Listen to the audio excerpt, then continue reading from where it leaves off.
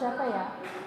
Perkenalkan suster, saya Ibu Krisya Silaban, umur saya 38 tahun suster. Baik Ibu, perkenalkan saya perawat Regina.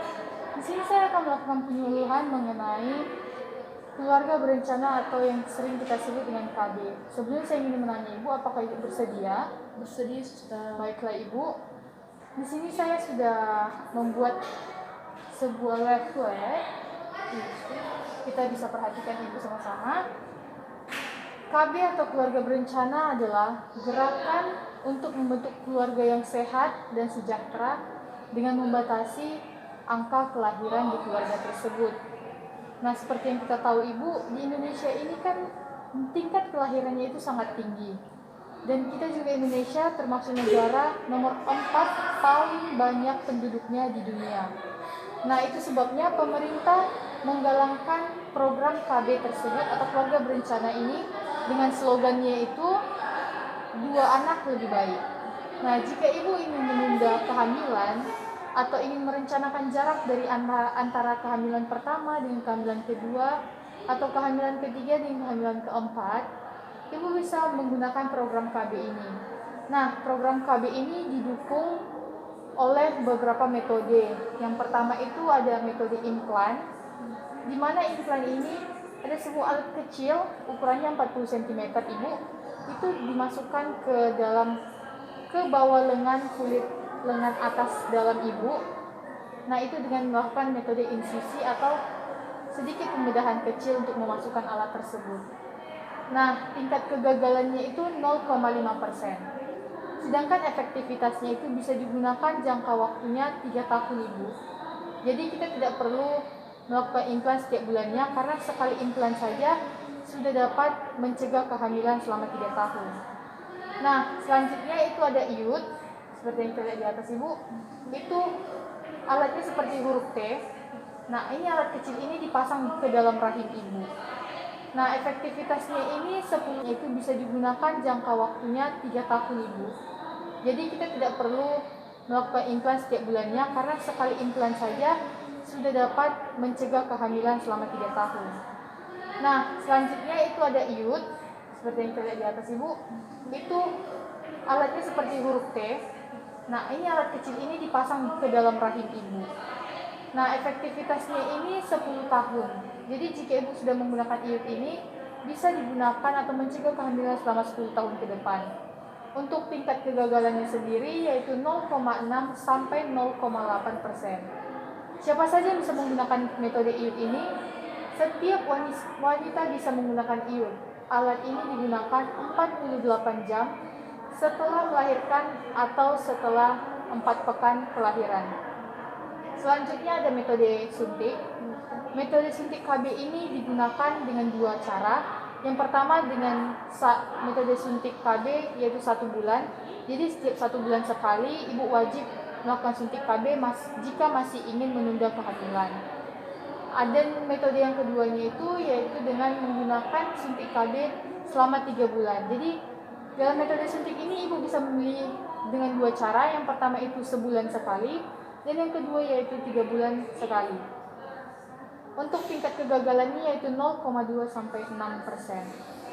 Sedangkan efektivitasnya itu tergantung metode suntik seperti apa yang Ibu gunakan. Jika metode suntik 1 bulan, maka itu hanya akan mencegah kehamilan selama 1 bulan. Tetapi jika Ibu menggunakan metode suntik selama 3 bulan, maka kehamilan Ibu akan tertunda selama 3 bulan. Ini aman bagi hampir semua perempuan dan tidak menutup kemungkinan jika Ibu ingin menggunakan metode tersebut jika suatu saat Ibu ingin menundanya dalam jangka waktu 1 bulan ataupun 3 bulan. Lalu ada metode dengan penggunaan pil KB, di mana pil KB ini kita gunakan terus-menerus pada saat selesai melakukan hubungan antara suami istri. Tingkat kegagalannya itu seperti yang bisa kita lihat Ibu, 0,3 sampai 9%. Efektivitasnya jika digunakan dengan tepat. Nah, siapa saja yang bisa menggunakan pil KB ini? Yang bisa menggunakannya itu aman untuk hampir semua wanita. Dan yang paling sering digunakan itu ya metode penggunaan kondom. Jadi kondom ini sudah terkenal sebagai alat kontrasepsi yang digunakan pria dengan bahan latex. Nah, untuk tingkat kegagalannya ini 2-18%. Efektivitasnya sangat efektif bila digunakan setiap kali berhubungan seksual atau berhubungan intim dengan suami istri. Lalu siapa saja yang bisa menggunakan, yaitu biasanya kondom ini digunakan oleh pria yang tidak memiliki terhadap lateks ataupun pelumas. Baiklah Ibu, mungkin Ibu ada pertanyaan setelah sejauh ini saya menjelaskan. Begini suster, saya sudah memiliki satu orang anak yang berumur 1 tahun. Di sini saya ingin bertanya kepada suster, jenis kontrasepsi apa yang atau KB apa yang cocok kepada saya supaya 2 tahun atau ke 3 tahun saya bisa hamil berjarak kepada anak pertama saya suster. Begitu suster. Maksud Ibu begini ya Bu, Ibu ingin menunda kehamilan Ibu 2-3 tahun ke depan karena ingin fokus mengurus anak yang usia 1 tahun ini. Baiklah Ibu, saya menyarankan metode ini Bu, implan. Sebentar saya akan tunjukkan.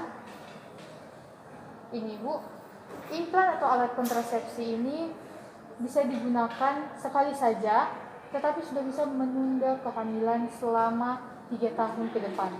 Jadi yang saya sarankan sekali sesuai dengan yang Ibu minta tadi, yang Ibu inginkan, yaitu memberi jarak kehamilan atau kelahiran 3 tahun dengan anak pertama Ibu yang sudah berusia 1 tahun ya Ibu. Itu kita bisa menggunakan metode implan. Cara kerjanya itu yang pertama, mengentalkan lendir serviks Ibu. Jadi ini dapat menunda kehamilan dengan mengentalkan lendir serviks. Lalu yang kedua itu mengurangi proses pembentukan endometrium sehingga sulit untuk terjadinya pembuahan pada saat Ibu sudah melakukan hubungan intim. Nah, yang ketiga itu cara kerjanya dengan teknik implantasi atau memasukkan tabung kecil yang ukuran 40 cm tadi ke bawah jaringan kulit lengan Ibu. Kemudian itu menekan ovulasi atau menekan terjadinya pembentukan sel telur di rahim Ibu. Untuk efektivitasnya seperti yang saya katakan tadi, efektivitas penggunaan ini yaitu 3 tahun. Jadi selama 3 tahun kehamilan Ibu akan tertunda. Untuk keuntungannya, daya guna tinggi, perlindungan jangka panjang, kesuburan cepat kembali. Jadi jika Ibu sudah melepaskan implan tersebut, maka kesuburan Ibu akan cepat kembali. Kemudian untuk kerugiannya sendiri, yaitu diperlukan tindakan insisi dan ini akan menimbulkan rasa sakit pada Ibu. Dan selanjutnya itu tidak melindungi dari penyakit menular seks dan juga tidak dapat menghentikan pemakaian sendiri.